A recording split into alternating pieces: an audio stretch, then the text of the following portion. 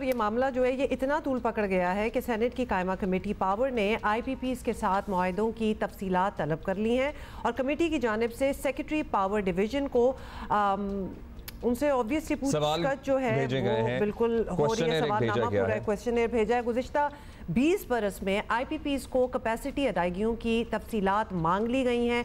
कायमा कमेटी ने 1992 और इसके बाद से लगे बिजली घरों का कीमतों के लिहाज से खित्ते के ममालिक से मुवाजना है, एक कंपैरिजन भी तलब की है कि क्या हम ज़्यादा कर रहे हैं या फिर पूरा रीजन ही इस किस्म का है।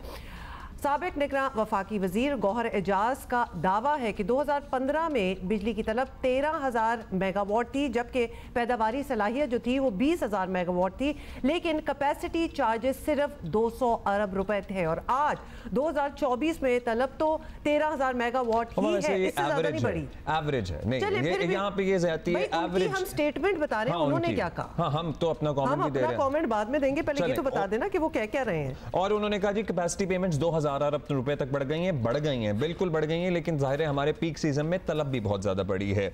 सो इसी सारी सूरत हाल पर हम बात करेंगे। अवैस लकारी साहब हमारे साथ मौजूद हैं, वफाकी वजीर तवानाई। शुक्रिया अवैस साहब। अवैस साहब, सबसे पहले तो आपको पता है ये एक वो गंभीर टॉपिक है या मैथ्स है, इक्वेशन है जिसमें काफ़ी कंफ्यूजन हो जाती है बड़े लर्नड लोगों को भी। सो आपकी ज़ुबानी हम सुनना चाहते हैं कि जो पर यूनिट प्राइस कंज्यूमर पे करता है, इसमें कितनी बिजली प्रोडक्शन की प्राइस है, कितने फीसद परसेंटेज पे बात कर लेते हैं, कितने फीसद कैपेसिटी चार्जेस हैं, कितने फीसद टैक्सेस की मद में दे रहा है कंज्यूमर।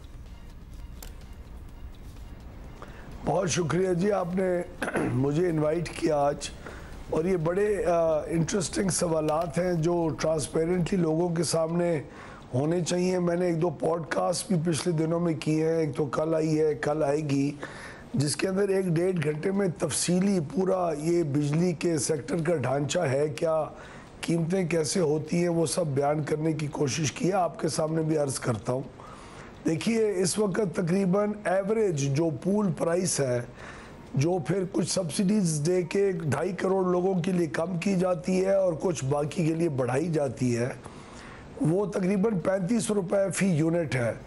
35 रुपये फ़ी यूनिट आपके जो टैक्सेस हैं उसके अलावा है। आपको आवाज़ मेरी आ रही है? जी, आ रही है। अच्छा, इन 35 रुपये फ़ी यूनिट के अंदर आपका जो बिजली पैदा करने की जो ख़र्चा आता है, यानी जो तेल, पानी, कोल, इम्पोर्टेड कोल, गैस, इन चीज़ों से जो न्यूक्लियर, वो ये कहते हैं फ्यूल्स, इनको कहते हैं, इन फ्यूल्स का और उन प्लांट्स को जो चलाने का ख़र्चा आता है फ़ी यूनिट का, वो बैनुल अक़वामी मंडी के मुताबिक और बैनुल अक़वामी स्टैंडर्ड्स के मुताबिक और हमारे फ्यूल मिक्स के मुताबिक पाकिस्तान बहुत अच्छी जगह पे खड़ा है। यानी तकरीबन 8 से 10 रुपए के बीच में ये जो कॉस्ट ऑफ एनर्जी है वो हमारी है फ़ी यूनिट। 8 से 10 रुपए फ़ी यूनिट प्रोड्यूस हो रही है बिजली इटसेल्फ, द प्रोडक्ट इटसेल्फ। यानी अगर आप एक बंद प्लांट को नहीं चला लेंगे तो वो आपको 8 से 9 रुपए, 9.5 रुपए के बीच में ये आपकी बिजली की चलाने की कॉस्ट है, बिजली बनाने की जी। इसके बाद एक चार्ज होता है तो जो तकरीबन 1.5 या 2 रुपए है, वो है नेशनल, आपका जो जी तरसीली निज़ाम है, इसको नेशनल ट्रांसमिशन कहते हैं।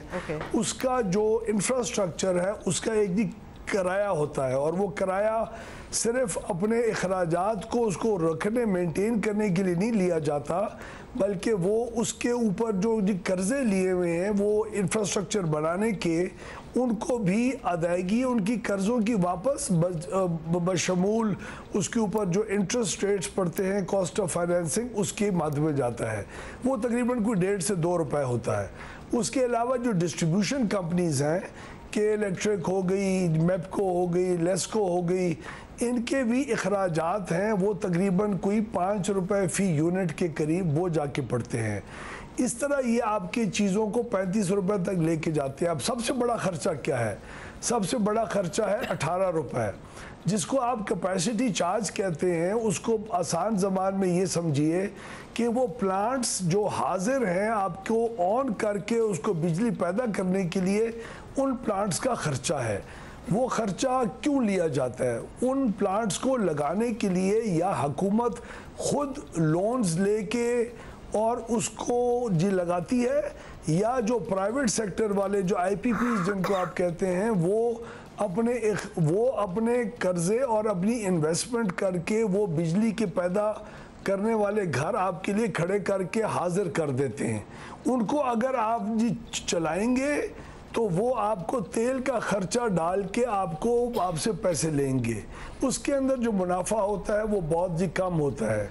और अगर नहीं चलाएंगे तो क्योंकि खर्चा हो चुका, क्योंकि आपके लिए हाजिर हो चुके, इसलिए उनके कर्जे की अदाई, उनकी फाइनेंसिंग और उनके प्रॉफिट्स और रिटर्न ऑन इक्विटी आपसे लिए जाएंगे। ये इसको जरा ब्रीफ करते हैं। 8 से 10 रुपए हमारी हो गई बिजली, 1 से 1.5 रुपया या 2 रुपया हमारी हो गई ट्रांसमिशन की कॉस्ट, उसके बाद 18 से 20 रुपए हमारे कैपेसिटी चार्जेस हैं, और जो बड़ा चंक है जिसको लोग अक्सर इग्नोर कर देते हैं वो आप जरा बताइएगा जी। 18.5 जो वो है टैक्सेस, वो तो हम कैपेसिटी पेमेंट पे बहुत बात हो रही है, लेकिन टैक्सेस पर यूनिट कितने पड़ रहे हैं?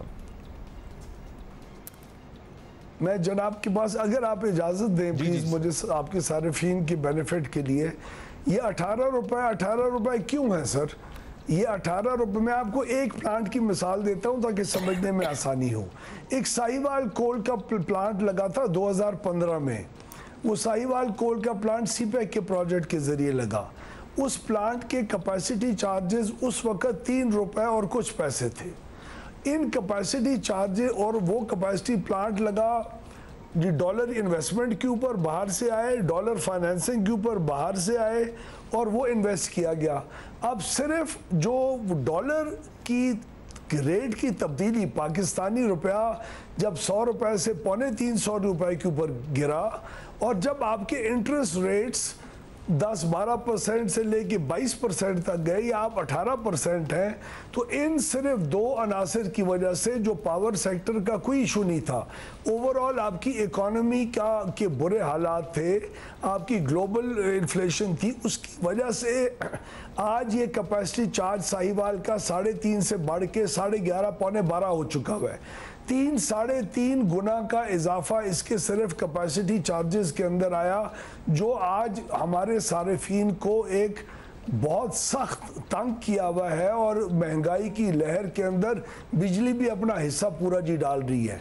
अब हमारे लिए जो सबसे बड़ा चैलेंज है वो ये है कि जो ये कर्जे हैं जिनको वापस करना है, पावर सेक्टर के प्लांट्स ने, जो डॉलर और रुपये की वैल्यू की वजह से, इंटरेस्ट रेट्स की वजह से बहुत बढ़ चुके हुए, इन कर्जों का जो वापसी का जो बोझ है वो किसी तरीके से, जो इस वक्त बिजली सारिफीन से लिया जा रहा है, वो किसी तरीके से हम इस डेट को पावर सेक्टर में से निकाल के कहीं और पार्क करके, और पावर सेक्टर के लोगों को न सिर्फ रिलीफ दें बल्कि इंडस्ट्रीज़ और कमर्शियल एक्टिविटी को बढ़ाने के लिए इसके अंदर कमी लेके आएँ ताकि ज़्यादा बिजली खर्च हो। मैं आपको एक और चीज़ भी बताऊं हजूर वाला, ये कैपेसिटी चार्ज जो पर यूनिट आपको एहसास हो रहा है 18 रुपए, ये अगर आज बिजली 100 अरब यूनिट के बजाय 150 अरब यूनिट फी साल की मांग इसमें इजाफा हो जाए और इस्तेमाल होना शुरू हो जाए, तो ये फी यूनिट कैपेसिटी चार्ज भी नीचे आ जाए। इस रेट पे तो सर इजाफा हो नहीं सकता ना। अभी तो लोग पंखा चलाते हुए भी सोचते हैं कि पंखा चलाएं या नहीं चलाएं, ये you know that for a fact. इस रेट पे सर, हाँ सर, इस रेट पे बिजली की मांग में बल्कि जनाब कमी आ रही है, कमी ही आएगी। अच्छा, हमें आगे भी 108 अरब पे थे यूनिट पे। ये कैपेसिटी चार्जेस कम करने के लिए क्या आइडियाज हैं? आप कह रहे हैं ना कि कोशिश की जा रही है कि ये सार्फिन तक ना पहुंचे, तो क्या सोच रहे हैं कि इसके अल्टरनेटिव में करना क्या है? जैसे कि इसमें एक जो आपके अपने जो हुकूमती IPP जो पावर प्रोड्यूसिंग घर हैं, उनको जो कैपेसिटी चार्जेस की मद में पैसे दिए जा रहे हैं, उसको तो आप बहुत पहले निगोशिएट कर सकते थे, और जो हमारे चाइनीज दोस्त हैं या दीगर दोस्त हैं वो भी आपके दोस्त हैं, क्या उसे लॉन्ग टर्म डेट में कन्वर्ट नहीं किया जा सकता? देखिए, आपने बिल्कुल सही बात की, और यही एग्जैक्टली इसको फाइनेंशियल डेट रीप्रोफाइलिंग कहते हैं, और यही फाइनेंशियल डेट रीप्रोफाइलिंग के ऊपर इस वक्त बहुत तेज़ी से और बहुत संजीदगी से काम हो रहा है। हम लोग देखें, हम लोग किसी ओवर एक्साइटमेंट के अंदर रेकॉर्ड डेक के अंदर पाकिस्तान को जो $900 मिलियन का जुर्माना अदा करके एक नुकसान उठाना पड़ा, आपकी इंटरनेशनल कमिटमेंट्स हैं, आपकी डेट फाइनेंस की कमिटमेंट्स हैं। आप उससे हाँ आज ये तो कह सकते हैं कि मैं नहीं देता, जाओ पैसे, जाओ जो मर्जी करना है कर लो। उसका पाकिस्तान की क्रेडिट रेटिंग के ऊपर, पाकिस्तान की कोई भी थोड़ी सी भी फाइनेंस और लॉजिक समझने वाला आदमी ये नहीं कहेगा कि जी हम इन मुआहदों की पासदारी ना करें। सो हम यहाँ पे ये बिल्कुल नहीं प्रोजेक्ट करते हैं, प्रमोट करते हैं, हमें इन मुआहदों की पासदारी करनी। आप फरमा रहे जी जी जी, कुछ लोग कह रहे हैं तो फिर आपकी मेहरबानी या आपने बहुत इस बात को जी सेंसिबली और मेहरबानी फरमाई और इसको समझा। कुछ लोग कह रहे हैं जो कई जगहों पे वो ट्विटर के ऊपर एक्सचेंजेस वगैरह हो रहे हैं, उसमें ये इम्प्रेशन और ये बिल्कुल क्रिएट किया जा रहा है इम्प्रेशन कि आप इनको छोड़ दें, get rid of them. Yes we will get rid of them, but we have to do it in a responsible manner. दूसरा मैं आपको सार्फिन के लिए अर्ज करूँ, वो जो एनर्जी कॉस्ट की मैंने बात अर्ज की आपको, जो कैपेसिटी के अलावा एक पोर्शन है 7 से 9 रुपए का या 10 रुपए का, उसके अंदर भी कमी आ सकती है। जैसे आपका फ्यूल मिक्स बेहतर होगा, यानी अगर आप इंपोर्टेड कोल के बजाय लोकल कोल के ऊपर जो कोल कन्वर्जन का आपको हम 2-4 हफ्ते से ये बात जिक्र कर रहे हैं कि जो इंपोर्टेड कोल के ऊपर प्लांट्स हैं, अगर आप उनको लोकल कोल के ऊपर शिफ्ट कर देते हैं तो उसमें भी सर तकरीबन कोई 2-2.5 रुपए फी यूनिट की कमी आएगी, जो 200-250 अरब रुपए की बचत होगी पाकिस्तानी कंज्यूमर्स के लिए सालाना। तो ये भी सब एक इस किस्म के ऐसे जी मेजर्स हैं जो हम अपने पावर सेक्टर रिफॉर्म्स का हिस्सा समझ के उसको बहुत परसू कर रहे हैं। 3 महीने पुरानी हमारी इस वक्त की हुकूमत है। अच्छा, अब ये बताइएगा, सर्कुलर डेट का इशू भी बहुत पुराना है। हम कैपेसिटी पेमेंट्स की बहुत बात कर रहे हैं, हम बहुत बात कर रहे हैं कैपेसिटी पेमेंट्स की। एक तो कैपेसिटी पेमेंट्स जो है वो एक कंसिडरेबल चंक हैं पर यूनिट प्राइस का, लेकिन उससे बहुत ज़्यादा सारिफीन को भी पता है कि टैक्सेस हैं वो जो उससे ज़्यादा बनते हैं पर यूनिट। अब बताइएगा, सर्कुलर डेट तो अवैध साहब मिसमैनेजमेंट, नाअहली और अपनी इनकॉम्पिटेंस की वजह से इतना पहाड़ जमा हुआ ना, सो उसके तदारुक के लिए या उसको ठीक करने के लिए हमने क्या कर लिया अब तक? देखिए, एक तो आप कैपेसिटी पेमेंट्स और कीमत की बात आपने कर ली, दूसरा एक बहुत बड़ा होल है जो कि एग्जिस्ट करता है हमारी इनएफिशिएंसीज की वजह से, और वो इनएफिशिएंसीज 2-3 किस्म की हैं। एक छोटी मदों के अंदर बहुत सारा पैसा है जो ज़ाया हो रहा है। मसलन मैं आपको एग्जांपल दूं, जो हमारी अपनी पावर जनरेशन कंपनीज़ हैं जो इस वक्त प्लांट्स बंद पड़े हुए हैं, ख़राब हैं, इस्तेमाल भी नहीं हो सकते, 7.5 अरब रुपए की उनके ऊपर तनख्वाहें दी जा रही हैं। वो तकरीबन इस साल के अक्टूबर नवंबर तक, दिसंबर तक वो इंशाल्लाह वो जो एक होल है उसको हम बंद कर देंगे और वो खर्चे मज़ीद नहीं होंगे। दूसरा, आपकी जो डिस्ट्रीब्यूशन कंपनीज़ हैं हजूर, उन डिस्ट्रीब्यूशन कंपनीज़ के अंदर तकरीबन कोई आपका सालाना 5.5 से 600 अरब रुपए के बीच में एक नुकसान है। मैं जितनी भी प्राइवेट सेक्टर, मैं जितनी भी पब्लिक सेक्टर के अंदर हुकूमती कंट्रोल में इन कंपनीज़ को रखूँगा, मैं उनको मैनेज उस तरीके से नहीं कर सकता जो प्राइवेट सेक्टर की कंपनीज़ कर सकती हैं। तो हम लोग बड़े क्लियरली इंशाल्लाह अगले साल से 1.25 साल के अंदर इस किस्म का माहौल एक पैदा करना होता है कि आपकी ये कंडीशंस मीट हो गई, ये हो गई, आपने तैयारी कर ली प्राइवेटाइजेशन की, तो वो फुल स्केल के ऊपर ऑन है। और इंशाल्लाह हम अगले साल अप्रैल या मई तक पहली ट्रांजैक्शन की इश्तिहार देने में की पोजीशन में आ जाएंगे, और अगले 2 से 3 साल में हमारी इसी हुकूमत की दौर में इंशाल्लाह तमाम वो कंपनीज़, इस वक्त 10 कंपनीज़ हैं, उसमें से ट्राइबल एरिया की कंपनी और बलूचिस्तान की कंपनी के अलावा तमाम कंपनीज़ हम समझते हैं कि अगले 2 से 2.5 साल के अंदर हमारी कंट्रोल से बाहर निकल के प्राइवेट सेक्टर के पास चली जाएंगी, जिससे आपका सालाना तकरीबन ये 500-600 अरब रुपए का ट्रांसमिशन को भी क्या ये प्राइवेट कंपनियां देखेंगी? क्योंकि हमने बिजली बनाने की सलाहियत तो हासिल कर ली थी, लेकिन बिजली तरसील करने की, पहुंचाने की सलाहियत ना होने की वजह से भी हम इस पॉइंट पे पहुंचे हैं, क्योंकि we can not transmit it, और ट्रांसमिशन के सिस्टम में जीरो इन्वेस्टमेंट थी, हमारी कोई रिफॉर्म नहीं थी। We can transmit it, but in an inefficient way. तो ये प्राइवेट कंपनियां ही करेंगी। फरमाया तो ये जो डिस्ट्रीब्यूशन कंपनी का काम है, ये जो आपकी मेपको या वो लेस्को या आईएसको कारें हैं जो इस वक्त जो आपके घर तक बिजली पहुंचाती हैं, नुकसान इन्हीं कंपनीज में हो रहा है। इनकी कस्टमर केयर नहीं है, आप उनको फ़ोन करते हैं, फ़ोन कोई नहीं सुनते, एसडीओ के पीछे भागते हैं, आपको पता नहीं है मेरा कंप्लेंट कितने घंटों में ठीक होगी, आधे घंटे में होगी, 3 घंटे में होगी। ओवरऑल जो हमारी सोसाइटी के अंदर बिजली के निज़ाम की जो इनएफिशिएंसी है, उससे फ्रस्ट्रेशन लेवल भी लोगों का जो बढ़ता है। जो भी इन कंपनीज के बके लगता है, उनके मुंह लगता है, उनको अच्छा एक्सपीरियंस नहीं होता। वैसे आप सब आपने एक्सप्लेन कर दिया है क्यों बिजली कितने की है, क्या आपके प्लान्स हैं। अब क्या हम आवाम को साथ ये भी बता रहे हैं कि अभी जिस यूनिट पे आप ख़रीद रहे हैं, और ऑब्वियसली बड़ा ही मुश्किल हुआ है ये,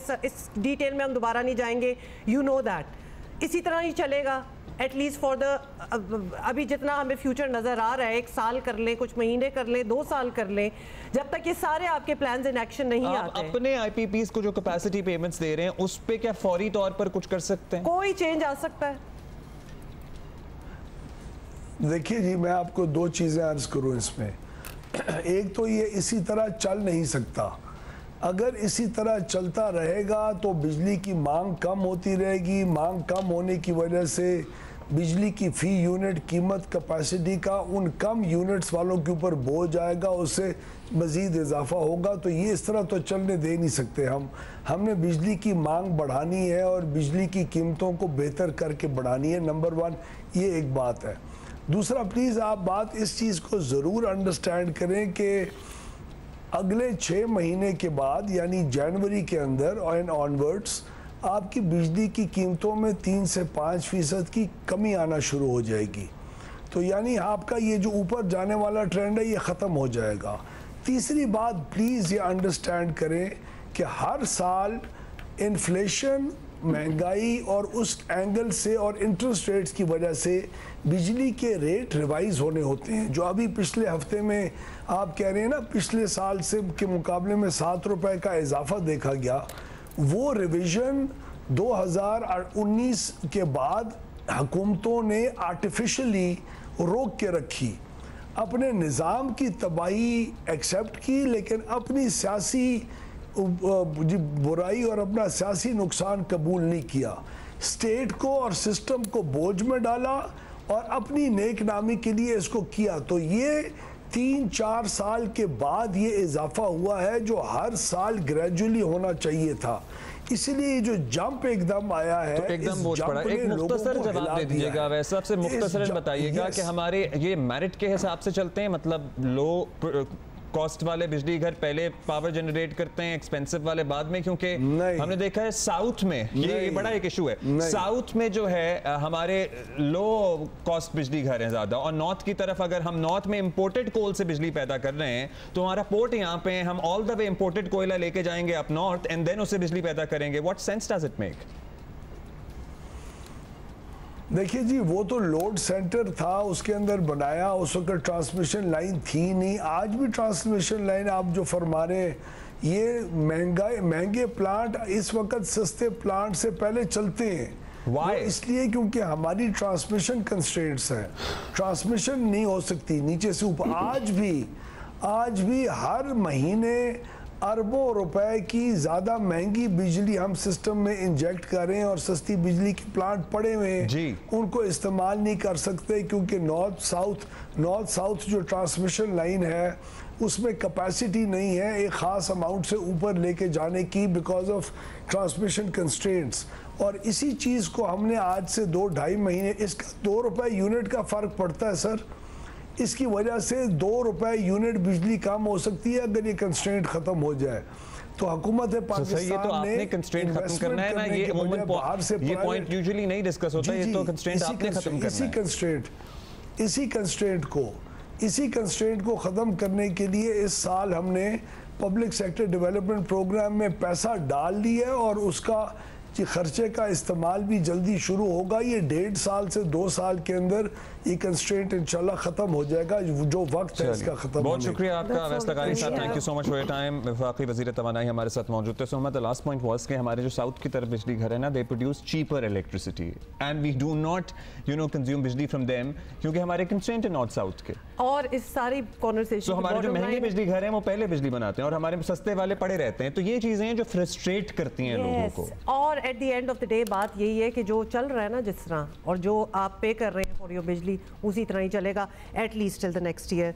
ये नटशेल, इन अ नटशेल